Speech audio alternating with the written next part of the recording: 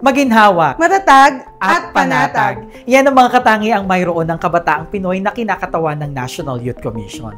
Na ayon kay Gat Jose Rizal ay ang pag-asa ng bayan sa kinabukasan. Ako po si Mary Cristia. At ako naman po si Kevin Sanchez. And today, let's get to know more about the government's sole policy-making body for the youth. Discover their policies and projects that will empower the Filipino youth. Ito ang NYC. Founded on June 13, 1995 under the Republic Act 8044, NYC's advocacy is to create policies in youth protection, participation, and fundamental networks. NYC aims to nurture young leaders and future advocates of community development and good governance. And NYC is also the lead government agency in coordinating youth-related institutions, programs, projects, and activities spearheaded by all the Filipino youth aged 15 to 30 years old. The agency's goal is to hone the youth with patriotism through the development and promotion of sustainable programs, including policies for and with the Filipino youth, such as the Philippine Youth Development Plan or the PYDP. Alam nyo ba? The PYDP serves as a framework for unified action among the youth and youth-serving groups, agencies, and organizations to promote holistic youth participation in our society.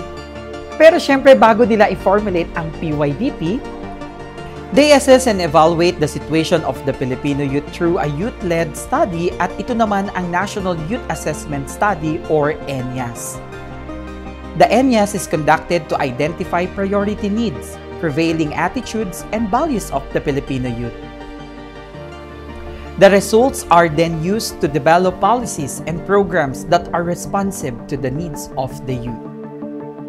At alam mo ba, Kevin, that the NYC aims to go beyond the borders of the country by collaborating with other partners that will help the Commission achieve its goals in improving and sustaining youth development programs.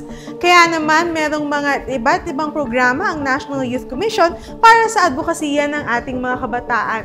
Tulad na lamang ng Youth in Climate Action para matulungan sa paglinang ng kaalaman para sa kalikasan at syempre, para pangalagaan ng mental health ng bawat kabataang Pilipino, we also have the NYC Mental Health Youth Hub. At bukod sa mga programa na para sa ating mga advokasya, meron din tayong mga celebrations tulad na lang ng National Youth Day at International Youth Day every August 12 wherein we discuss youth issues in the global scale. At bukod dyan, we also have the ASEAN Day every August 8 to celebrate the establishment of ASEAN and its member states. At para naman sa mga minamahal nating mag-aaral, we have National Students Day every November 17, wherein NYC is the lead agency in celebrating the Filipino students, focusing on advocacies related to education.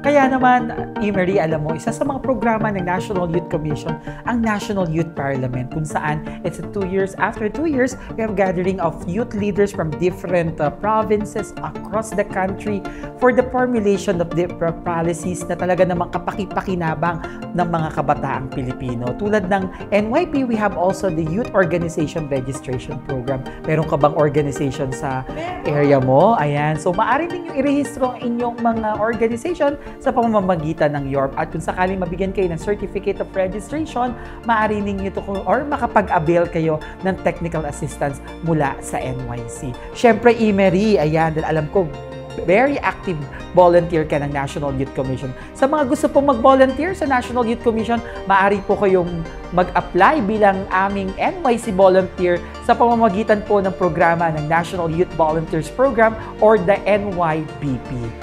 Alam mo ba, Emery, hindi lamang dito sa bansa, mayroong programa ang National Youth Commission na maaaring salihan ng mga kabataang Pilipino. Siyempre, we were going to abroad, siyempre with different international programs. Abroad? Libre ba yan? Yes, libreng-libre dahil ito, isa sa mga pangunahing programa ng National Youth Commission, international programs, no, Emery, ang SHIP for Southeast Asian and Japanese Youth Program or SEAP, kung saan it's a promotion of friendship and mutual understanding among the youth of Japan and other Southeast Asian countries. At Emery, dyan sa SEAP, it's a life-changing experience, no? We have different programs inside the Nippon Maru, National Day presentation, cultural exchanges pag nag-dock kayo sa country host ng Southeast Asia, at syempre different activities na talaga namang tunay na mabibuild ang inyong friendship sa ating mga kapitbahay dito sa Southeast Asia. At alam mo ba, Emery, may isa pang programa ang NYC, which is the Japan East Asia Network of Exchange for Students and Youths, or the Genesis. Ito ay libre din, it's a 10 days visit to Japan, and also this program or project also initiated by the government of Japan with the site visit and workshop habang kayo ay nasa Japan. Magandang araw, ako po si Justin Alec Dwayne Dizon, and I am one of the beneficiary of the International Program of National Youth Commission. Naging delegado po ako ng Pilipinas para sa ASEAN Volunteers Program, which is all about community-based disaster risk reduction and preparedness. At isa sa mga natutunan ko po ay ang pagmamahal sa inang kalikasan, kung saan nagtanim po kami ng mga puno, nagbigay ng recycled bins para sa mga pamilya ng Tuy Quan Province. Sunod ay ang pagmamahal sa edukasyon. Because we also taught Vietnamese pupils the English language, at isa ito sa mga masasayang sandali sa aming programa. Sunod ay ang pagpapahalaga sa kultura ng bawat bansang aking nakasalamuha. Upon the 22 days, we taught different cultures at mas lalo kong nakilala ang mga kasama ko sa Southeast Asia. Mas lalo kong natutunan ang bayanihan word, which means volunteerism. And above all, the friendship that we had with the other ASEAN delegates. Lubos ako nagpapasalamat sa National Youth Commission dahil isa itong oportunidad upang mas mahubog ang aking kakayahan sa pagtulong at sa leadership. Naniniwala ako bilang isang kabataang Pilipino na kung kaya nating tumulong sa kahit anong paraan, gawin natin ito. Walang anumang mas masarap sa pakiramdam ang pagbibigay ng buong puso sa serbisyo para sa kabataan at para sa bayan. Also, the NYC is at the forefront in developing future leaders and public servants of the country through the Sangguniang Kabataan and the Government Internship Program. Ako si CJ Dalipe, ang inyong SK National Representative. Bilang opisyal ng Sangguniang Kabataan, malaking tulong ang SK Operations Manual para matutunan namin kung paano maging epektibong public official na kumakatawan sa kabataan at ang iba pang mga impormasyon na kailangan para kami ay maging responsableng youth leaders. Hi, my name is Nina Micaela Gutierrez. I was a previous GIP trainee under the National Youth Commission. And through this program, I was able to enhance my technical skills. And of course, ang importante ang ating work ethics. And as I mentioned, I was a previous GIP trainee. So ito ang naging unang hakbang ko upang maging ganap na empleyado ng NYC. And through my experience, nahulman ito ang aking pusong may pag-ibig at mataas na pagtingin sa serbisyong publiko.